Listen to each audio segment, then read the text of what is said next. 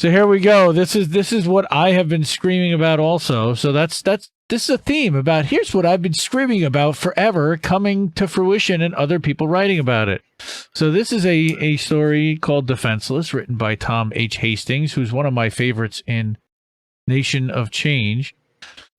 Okay, and for some reason they're showing all these previews. I don't know why, but come on, senators. First, you haggle endlessly over a human infrastructure bill, quote unquote, Build Back Better, right? That would fund.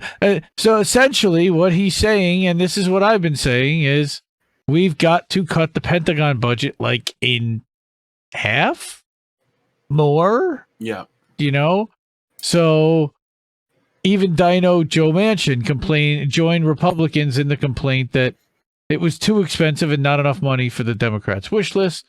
And then you haggle over increasing the national debt limit, but miraculously carve out an exception to the Senate filibuster just in time to vote for a $768 billion defense bill, right?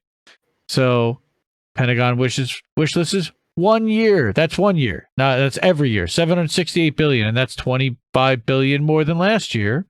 At that rate, it's $7.68 trillion, right?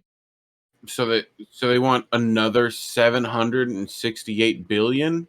Well, no, that's what they got. They don't want it. That's what they got, whether they want it or not. That's what Congress gave them. Yeah. That's what that's what the Congress wish gave list, them. that Pentagon wish list is for 1 year. Yep. Right. All right. Meanwhile, the 1.7 trillion over the next decade. Right. Go ahead. 1.7 trillion is also over a decade, and they don't want to say that, but that's what that was. All right, and the Senate's just fine with granting scores of billions every year to Raytheon and Lockheed Martin, but can't justify funding those frivolous programs like childcare, climate chaos, community college, and basic health care. I can hear the snark through the keyboard.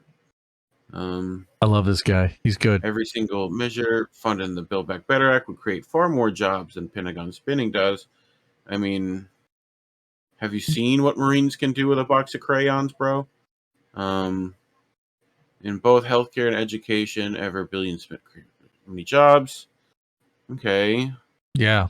The livid opposition to social spending is led by those who make more than $400K a year because those people and no one else would see their taxes go up. But they actually are the ones that own our Congress. So they might actually have to come a bit closer to paying their fair share, and the rest of us already do. So we want a serious change in our federal spending priorities away from destruction to actual human needs. Anything less is defenseless. Well, you better get hip to indie left, indie left, indie left.news.